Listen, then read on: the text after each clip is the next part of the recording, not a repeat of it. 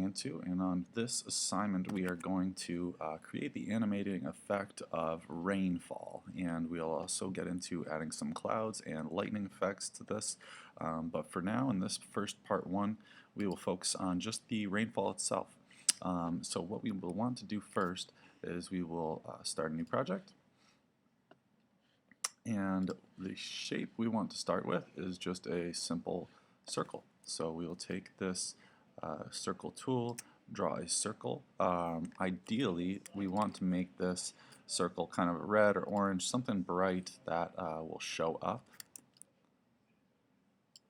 Alright, and we want to delete the stroke away from the circle, so no stroke on it. And now what we're going to do is kind of just take this circle with our arrow tool and kind of stretch it out into sort of like a comet type shape. A little point at the end, and then just really kind of slowly squish the sides in until they get pretty narrow. So we want this part, the tail of this raindrop, to be really skinny. It looks like we're getting pretty close. That's pretty good. So because the animation of the actual raindrop itself will be kind of like tailing off in a line. So this is pretty close to what we want to have. I'm just kind of trying to get some roundness back into the end of this raindrop. And that's pretty good. We can always come back and edit the shape of it later, which we will talk about later on. But that should work for now. What we want to do is take this selection and we will convert it to a graphic. So we'll press F8 and we will call this Rain 1. Alright, and now what we want to do is we can make this a little bit smaller. Alright, and let's take it and move it above our stage. Okay, and I might just change the angle of it a little bit, so we want it kind of falling at a slant, but not that extreme. It was pretty extreme slant. The bigger the slant, the harder the rain is going to seem. So we will get into that a little bit more as we go along. So now inside of that Rain 1 graphic, we want to go inside here and we want to convert this into a graphic as well. Okay, so we'll click on our raindrop shape. We'll convert this into a graphic so that we can add a motion tween to it. And we'll call this raindrop and say OK. And now what we want to do is go to the 10th frame in this timeline, and we will go ahead and press F6 on the 10th frame, and we can then move this raindrop across the stage all the way off the bottom. Alright, all the way off there. Okay, and then what we want to do is add a motion tween to this. So we have motion tween there, and we can see the angle that our raindrop is falling back if we kind of scroll through and scrub across. And that looks like a pretty good angle. Don't want it to go too much of an angle. Just a gentle angle will do. Now what we want to do is to go back to our main stage. And now we're on the first stage of our, or the first scene of our animation. We'll also kind of we'll add some 10 frames to this so that we make sure that there's at least that much space in our animation to see that. So now when I'm back on my main stage, I can scrub through and still see that going on, that process. And now what I want to do is copy a bunch of these raindrop animations. So I will, the easy way to do that actually is to take your selection arrow, hold down the Alt key on your keyboard. If you hold down the Alt key and then you go over this raindrop, you'll see that little crosshair comes up. And if you hold the Alt key and click on a symbol or graphic and then move it over, you will get a copy of it. So holding Alt, clicking, and dragging will give you multiple raindrops. And we'll just kind of scatter these pretty randomly. You don't want to make them too straight in a line or two, diagonal from one another. Let's put a couple right next to each other. A couple, staggered up, and just do this process all the way across the top edge of your frame.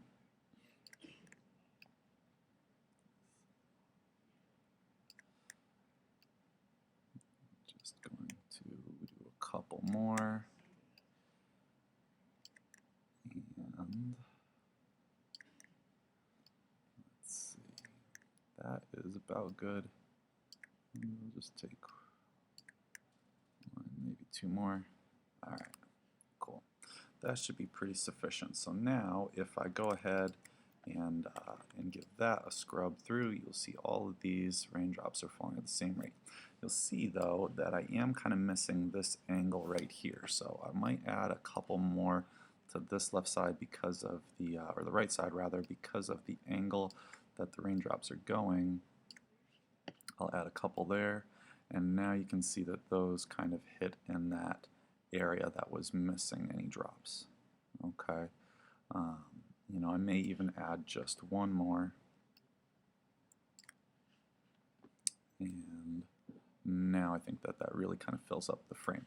Okay, so we have one row of raindrops now. We're going to need a few. Okay, so we're going to select all these raindrops. Just click with your selection arrow tool and drag a box across to select all of them.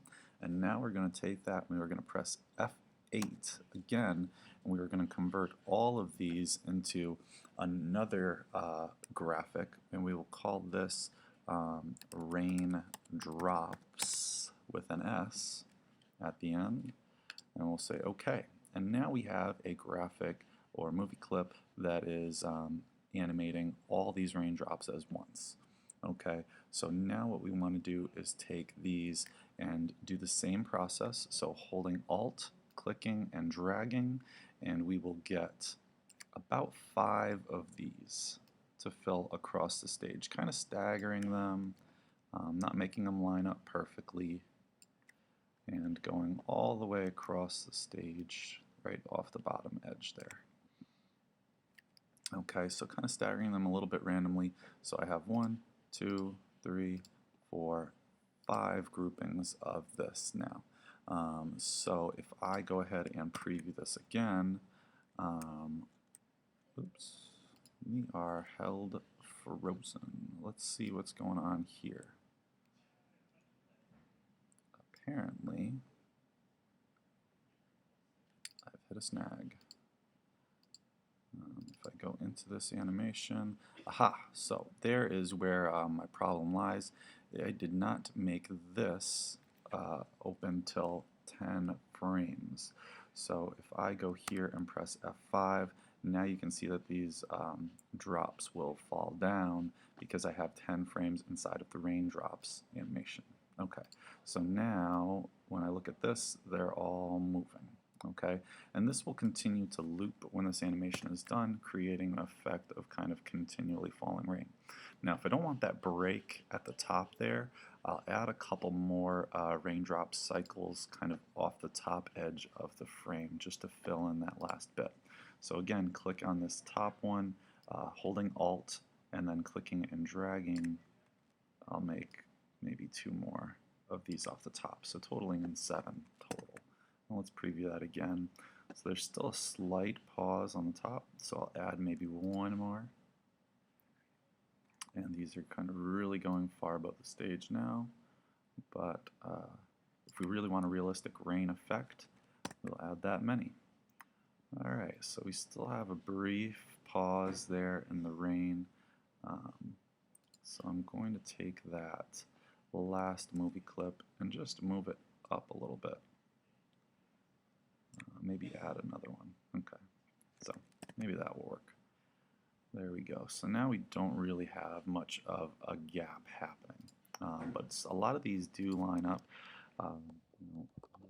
closely, and so I want to make them not line up so perfectly and keep kind of staggering them. But that's pretty good for now.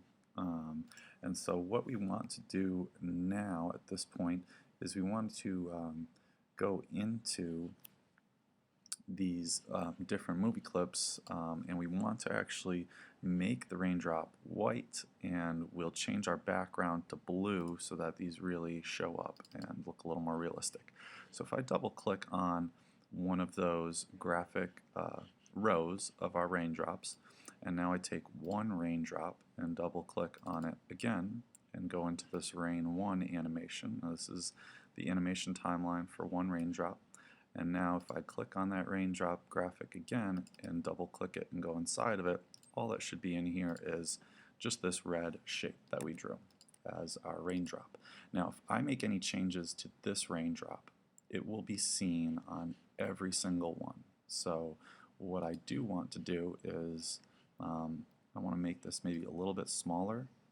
So I'm just taking my transform tool, and you can see that the angle is slightly changing and the shape is slightly changing, and that is happening to all of the raindrops at once. So I will also kind of just take my selection arrow and kind of squeak this in. That was a little bit too much. Here. I just need to zoom in a little bit further and really look at this shape. I just want to squeak this part a little bit closer just to make it a little bit smaller. I think you get a little more realistic appearing rain when these are really small, almost dashes. And I'll just take maybe the tail and just string it along a little bit further. Alright, and like I said, we are also going to turn these white. So if I take this raindrop selected in here, now you can see we're 3 layers in here. We'll take this, we'll take our paint bucket and fill it white. Now they're going to be hard to see right now, but once we go back out to our scene, click anywhere kind of outside of your graphics.